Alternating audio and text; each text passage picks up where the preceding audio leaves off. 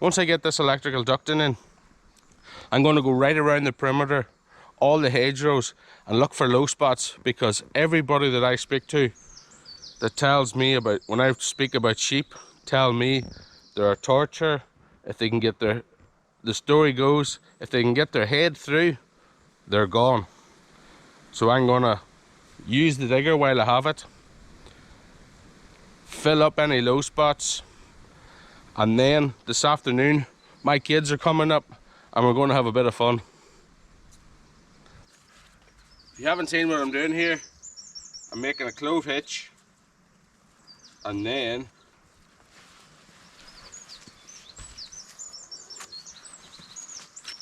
tie it off a half hitch, overhand knot, just for good measures, duct tape it up, and then run it through this gutter. For the end goal is that we'll have a cable down each length to the source where that wee small piece is down there. Oh, wouldn't you know, rightly, doesn't fit. Right, I'm not taking that off again. I'll put that piece in last.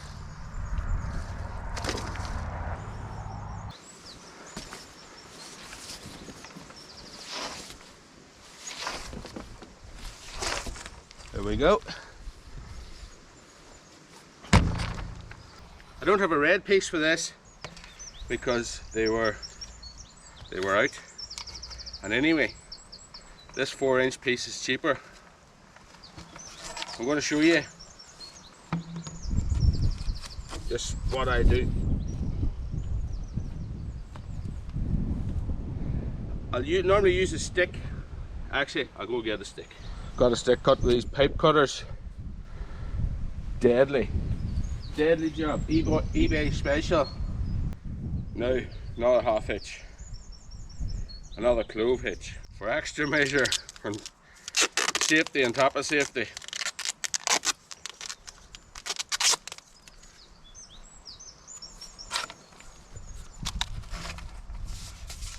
We do this, and hey presto, that is going nowhere. That is my electrical outlet. That will be the wash station and also feed the garden with power, or have a power source into the garden, which is behind where we're actually standing.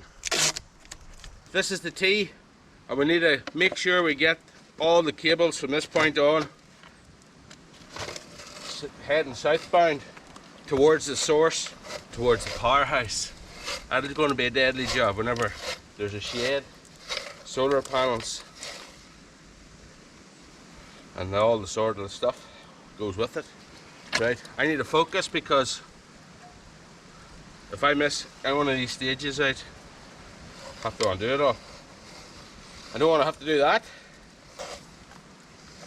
There's gravel coming at the start of the week, and when the gravel comes, I hope to never see these cables again, or the duct anyway.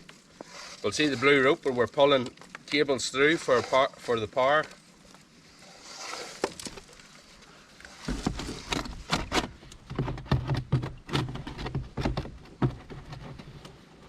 What the heck? There's a joint there.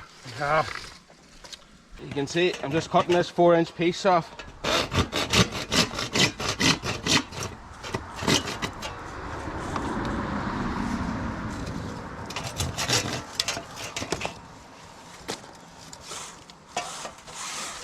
Cut this 4-inch piece off. Right, I need to split this and get the rope out, and then we'll be sorted.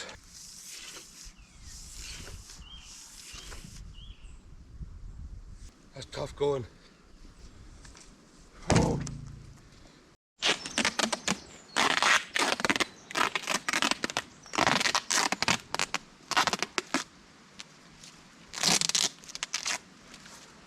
There we go. Let's set this in. Lovely jubbly. Whoa, you lost the welly. Anybody that does that for a living, fair play to you. I'm sure you know all the hacks. There's nothing easy about putting that in. Nothing easy about doing it with the tools I have anyway. Now we're going to go from 32mm pipe to 25. There's going to be a joint here, going from 32 to 25mm, an outlet there, and the pipe will run on down there to that corner where there'll be another one. And up there, we're just going to leave it because it's going to be 35mm, and the old plumber can sort it for me. He's a good friend.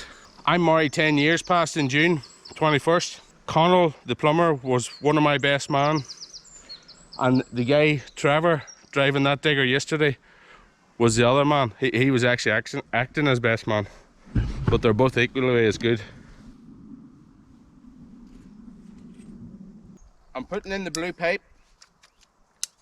Now I'm getting ready for one of the ends to where a top will eventually be, so I'm leaving a bit extra. Need a 25mm. This here wee yoke here stops the ends from squeezing in, so I've been told anyway. This end will be a T. So I haven't changed water pipes since I was working on a golf course and ripped a couple up with the irrigation system with a digger. Whoa. Hang on. I don't need a T here. This is the end of the pipe. See, that's what happens whenever you're making YouTube videos. You're not concentrating on what you're doing. You're concentrating on what to say. Right, so this one, we're bending it over. Like so. Tipping it up. Way longer than it needs to be, but if it's longer it can be cut. If it's short, you get my drift. I know, if you're wondering, this duct tape isn't cheap. There we have it.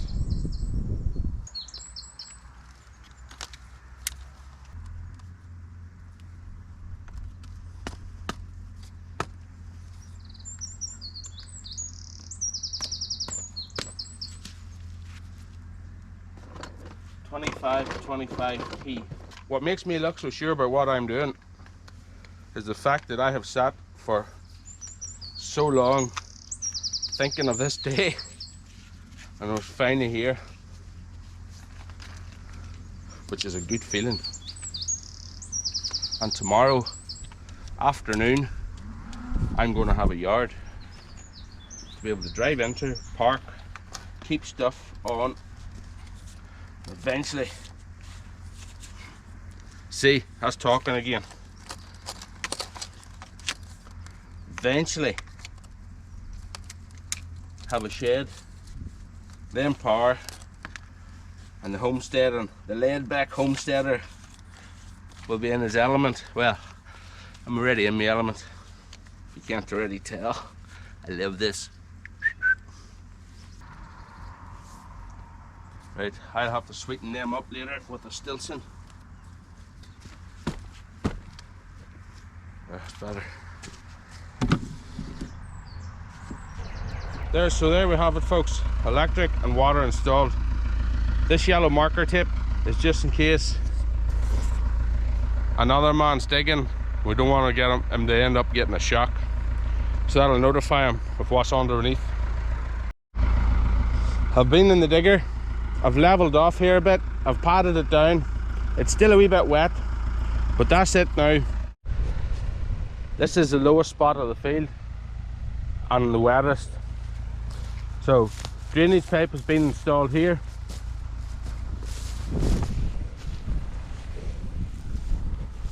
Water already in it. Good to see the water in there.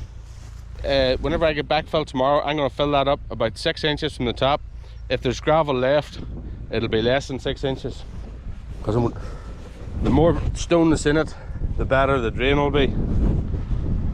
That's the outlet you seen yesterday, and this here is all rough ground where the dumper's been driving, and I have been already scraping that there down with the intention of filling it over and doing the same as what's up there with the digger. And this is what we excavated. There's quite a few tonne there. sandy topsoil. Good stuff. Down the road a bit, what I'm going to do is probably use that there, mix compost in with it, and maybe even sell it, because that there is £25 a tonne in today's world if you want to buy it. See the way that's drying? That's what's good about this ground. It's sandy, so it's free draining. So whenever I get animals on it and get homesteading with the regenerative practices, the ground is going to be sweet. Now I'm going to go about what I was shaping it doing at the start, and that is going around the perimeter and looking for gaps that a sheep's head will fit through, because everyone's saying sheep are a nightmare. It shouldn't actually be too bad, because there were sheep here before I bought it, so I don't think any holes just to reappear. Well, apart from that fence that Bill pulled out, but it had to come back a bit anyway. I have another guy lined up some evening. We're both free. We're going to set posts for the gate, tapering it in, and I'm going to put D-rail across it that way. I'm going to put D-rail across it, and it's going to look sweet. We'll replant a few shrubs, get the hedge built up, keep the nosy people from looking in. When the neighbour had his animals in here, you can see this shaded spot.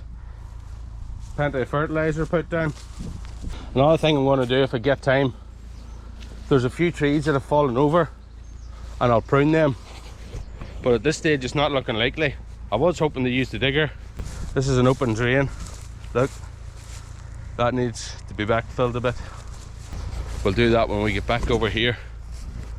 There's another tree, it's down, and another one. I'm not panicking because I've nowhere to actually put them anyway, so there's a small gap there. At the back side of this pond there's another open drain. It's free, it opens up down there to where it eventually goes into the stream. Down in there we see where the drainage pipe comes out.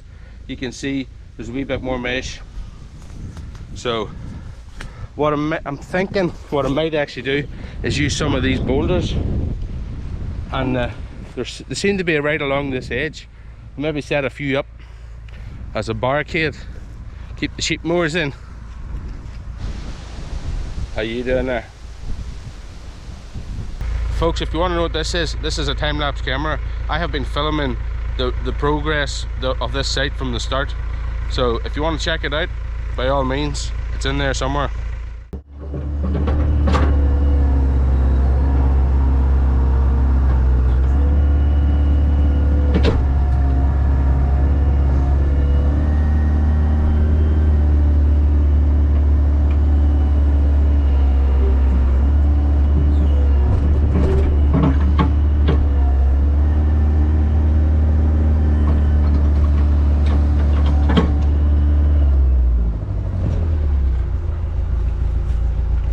You can see a lot of that is grass sward, organic material. It's not going to be good fill, but it can't be left lying on the grass. Let's go find a hole for it.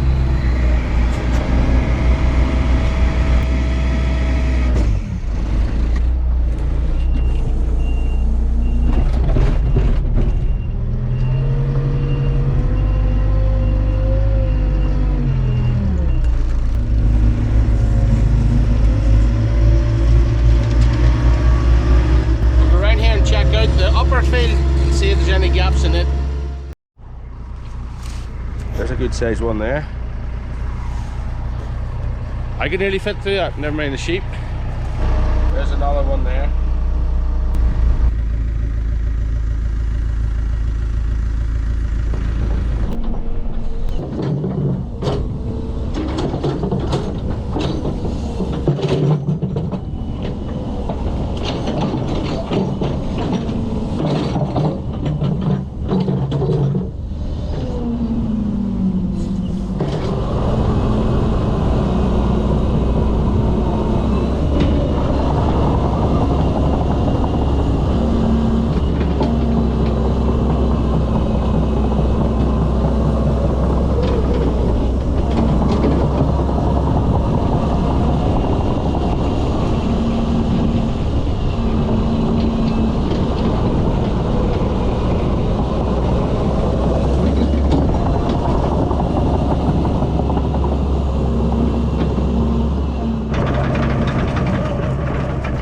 That's that open drain closed up again. That'll fill up the low spot. That is definitely enough soil. There's a stone wall that runs right up along this hedge run. I'm going to gather up some stone and build it up again, because I think it looks lethal. I don't even know how they got them fence posts in. Right, let's see if we can get the rest of this out up here. There's one hole to fill, and then that'll be it.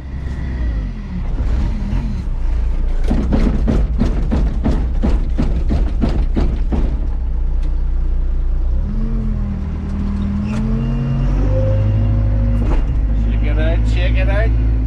Right, hunger had got the better of me, so I went home and got my tea, and the kids is coming up to have a go in this machine.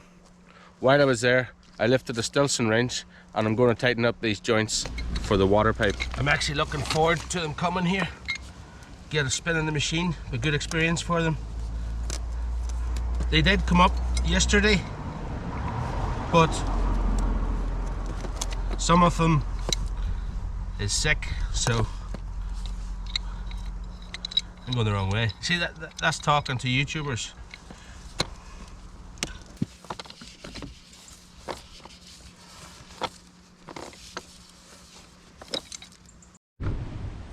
Right, that's one down, one to go.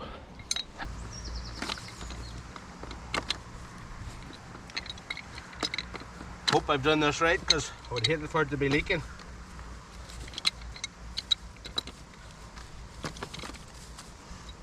That would not be pretty. There we go. Sorted.